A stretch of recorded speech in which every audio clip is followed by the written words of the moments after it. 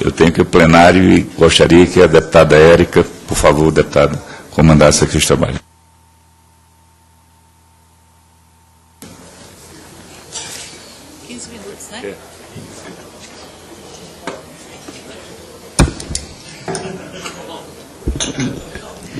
Passar então a palavra ao Padre Beto, para que possa fazer a sua exposição num prazo de 15 minutos. Obrigado. Deputado Jean, o senhor acaba de me colocar numa fria, porque eu sou o último a falar dessa mesa aqui, tão maravilhosa. Eu adorei a fala da Débora, não é? E dos outros também. Muito interessante, cheios de conteúdo. E eu gostaria de me apresentar, ou de começar a minha fala, que vai ser curta, vai ser bem sucinta, espero que seja, da maneira como o André se apresentou. Eu gostei muito.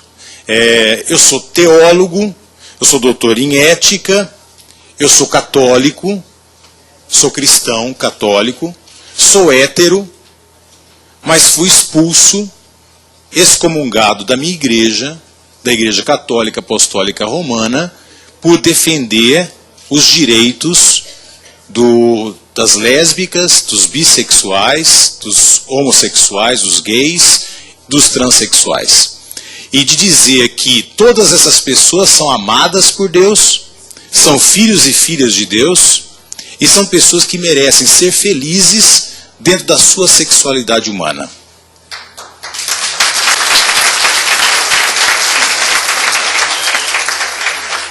Eu não me coloco aqui como vítima, não venho aqui como vítima, tá? Eu venho aqui simplesmente como uma pessoa que foi intimado pelo seu bispo diocesano, que recebeu uma carta de advertência e censura, e foi intimado a retirar os vídeos que eu havia colocado no ar, não é? Entrevistas que eu havia dado como teólogo, tentando fazer essa reflexão entre fé cristã e vida, e, portanto, tentando fazer com que a Igreja Católica revisse os seus conceitos na moral sexual, retirasse esse conteúdo das redes sociais e pedisse humildemente perdão por todas as reflexões feitas. Então, ele foi um ultimato. E diante desse ultimato, eu resolvi ficar com as minhas convicções. Meu pai me criou, e aqui eu estou falando de gênero, tá? Não estou falando de tendência sexual. Meu pai me criou a ser homem, e era um homem de palavra, e meu pai sempre disse: olha, pense muito bem naquilo que você faz, mas quando decidir, decida e vá em frente. E eu me lembro muito bem que na semana que o bispo me colocou esse ultimato, minha mãe estava hospitalizada, uma mulherzinha de 78 anos, que também me criou dessa forma, e eu fui ao hospital e fui conversar com ela, e ela disse assim: não se esqueça como você foi criado, não abaixe a cabeça. E aí eu resolvi então me desligar do meu exercício dos ministérios sacerdotais, por haver incompatibilidade entre direitos humanos, entre a teologia que eu estudei, entre a visão do evangelho que eu tenho, entre a mensagem do Cristo que é pregada ao mundo, que eu vejo que é importante essa reflexão que o André chamou a atenção, não é? E a instituição Igreja Católica que eu tenho nesse momento. Não é? Então eu resolvi ficar com as minhas convicções, e depois da minha demissão, acho que a igreja quis ser mais assim imponente, colocar o seu poder, não é, à exposição, e resolveu me excomungar. Não é? Mas como eu disse para eles: olha, eu estou pedindo demissão, a excomunhão de vocês para mim não faz diferença alguma. Então por isso que eu não me coloco como vítima, eu me coloco como uma pessoa que está convicta das suas reflexões teológicas, e eu quero ser coerente na minha vida, não é? Dessa forma como eu me apresento aqui. E é pertinente essa apresentação, por quê? Porque eu acho que tem a ver com o tema. Eu cresci numa igreja, que o Jean me fez lembrar, na mesa que a apresentadora, uma igreja que foi a igreja da década de 80, 70. E era uma igreja extremamente reflexiva. Eu estou falando da igreja católica, não é? Extremamente reflexiva, e aonde eu cresci na pastoral da juventude, e aonde eu aprendi cidadania. Eu aprendi a moral e cívica no ginásio, no antigo ginásio, e cidadania na paróquia. Mas não era uma cidadania como ela é vista hoje nas religiões. Vamos levantar nossa bandeira católica. Não é? Não, vamos levantar nossa bandeira humana. Não é? O que é o ser humano? O ser humano, como é que ele deve viver em sociedade? Não importa quem ele seja, como ele queira viver, qual o espaço que ele tem direito, e assim por diante. Então eu cresci nessa igreja, era uma igreja de Dom Paulo Evaristo Arnes, de Dom Pedro Casaldáliga, de Dom Luciano Mendes de Almeida, Dom Mauro Morelli, Dom Ivo Lochaiter, enfim, de pessoas que vocês conhecem muito bem, o pessoal mais velho que conhece muito bem, e eram pessoas que tinham uma visão de uma igreja dialogal, e de um espaço dialogal na igreja. Eu tinha Dom Cândido Padim, não é? Que era um bispo fantástico na diocese de Bauru, e eu cresci nessa igreja. Aí eu fui para a Alemanha. Lá na Alemanha encontrei uma igreja arejada, uma teologia também extremamente arejada, em diálogo com a contemporaneidade, e que admirava muito a teologia da libertação aqui. Não é? Depois de 10 anos, eu voltei para o Brasil. E aí eu fiquei extremamente envergonhado da igreja católica que eu encontrei aqui. Uma igreja com uma roupagem moderna, uma linguagem moderna, tipo canção nova, né? Mas com uma teologia extremamente preconceituosa, uma teologia que não se encaixa com o Evangelho, uma teologia muito bem descrita pelo Henrique, que não está somente no protestantismo essa teologia, mas está no catolicismo também, não é? E aí eu comecei então a sofrer um embate, não é? A construir um embate entre alguns padres que não tinham coragem de expor as suas ideias, e essa ala extremamente conservadora. E da igreja que cresceu bastante. E aqui vem uma preocupação para esse debate. O que eu tenho percebido é que as igrejas, as religiões, estão construindo mentes não reflexivas, mentes dogmatizadas.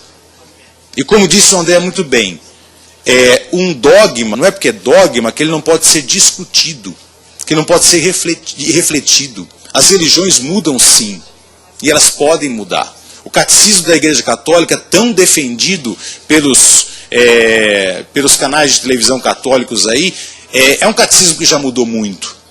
E vai mudar mais ainda. Não é?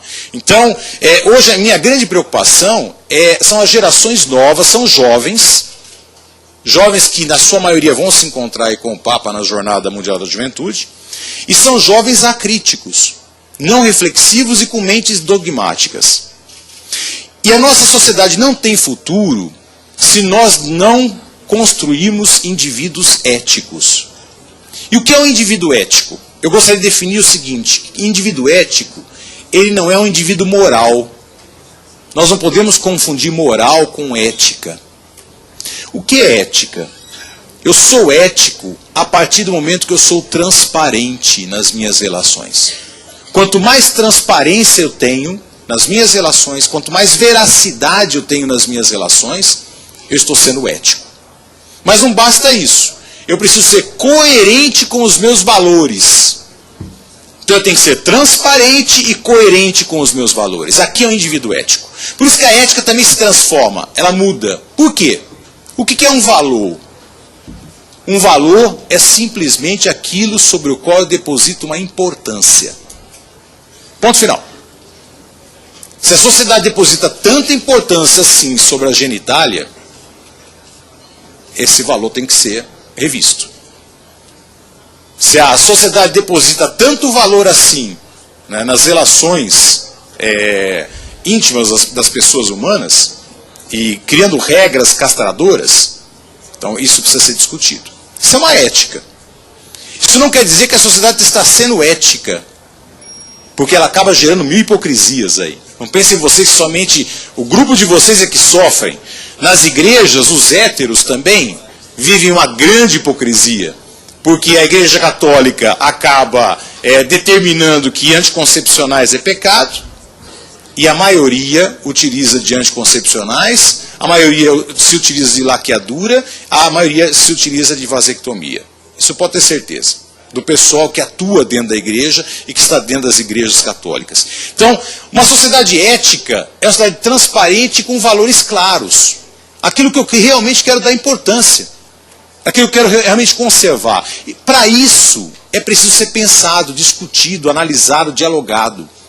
Então, um valor fundamental que eu vejo que foi defendido por todos, e é um valor que nós devemos defender, é a laicidade do Estado. Isso sem dúvida nenhuma. Isso é um valor republicano. É um valor que tem que ser defendido e discutido cada vez mais. Mas nada disso aqui vai adiantar e se nós não conseguimos construir uma sociedade dialogal.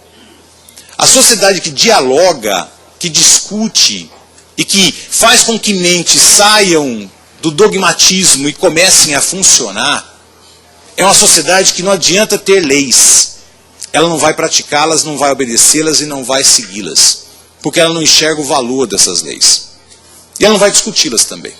Então, eu acredito que o nosso caminho, seja dentro das religiões ou fora das religiões, é construir espaços onde o debate aconteça, não é? Onde atitudes através desses debates aconteçam também, e a gente possa construir uma sociedade onde a ética possa ser vivida por todos e respeitada nas suas individualidades, a ética de cada um.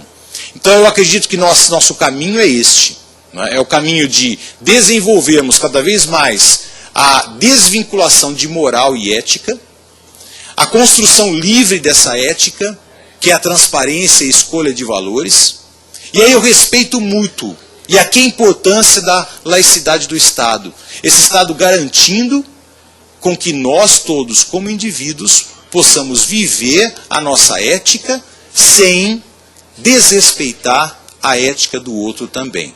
Esse é o nosso grande desafio, e eu acho que o Cristo viveu isso. Quando o Cristo encontra-se com o centurião romano, é um homem de uma outra religião, e ele diz assim, eu não vi fé tão grande até agora como deste homem aqui. Ele age dessa forma quando numa sociedade há 2000 anos atrás, judaica, a mulher era segunda raça. Ele senta-se com a samaritana na maior naturalidade, ela é uma herege para os judeus, e ele vai conversar sobre teologia com essa mulher. E teologia não era tema de mulher. E também nós vamos encontrar um ser chamado Cristo, que vai contar uma parábola para os religiosos da época, que é extremamente ofensiva aos religiosos, que é a parábola do bom samaritano. Porque ele coloca um herege como o herói dessa história, aquele que realmente vive o amor. Então, é o Cristo que me mostra uma ética com valores que são valores que devem ser pensados e repensados sobre todos nós, não é? E muitas vezes o que eu vejo, as religiões encobrindo esse Jesus Cristo, não é? E ofuscando a luz desse Cristo que deveria iluminar todos os nossos caminhos também. Gente, muito obrigado.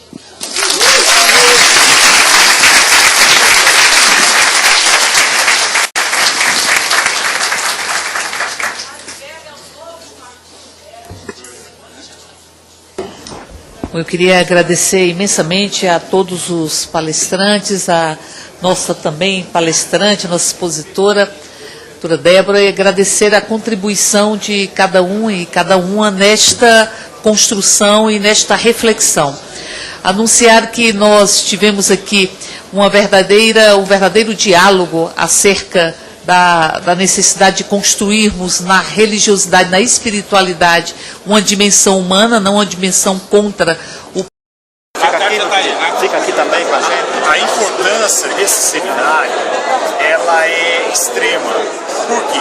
Porque justamente nesse momento nós temos tendências numa casa de leis, que são tendências que vão contra a liberdade e a cidadania. São tendências castradoras, tendências autoritárias e fundamentalistas. Então, um seminário como esse é um espaço que se cria para que essas tendências não se tornem majoritárias e não se tornem cada vez mais fortalecidas, né, dentro de uma casa de leis, o que é um absurdo.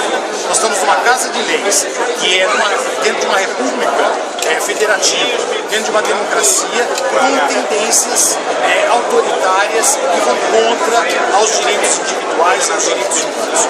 Então esse seminário se faz mais do que necessário, como um espaço de presença dos direitos humanos aqui nessa casa.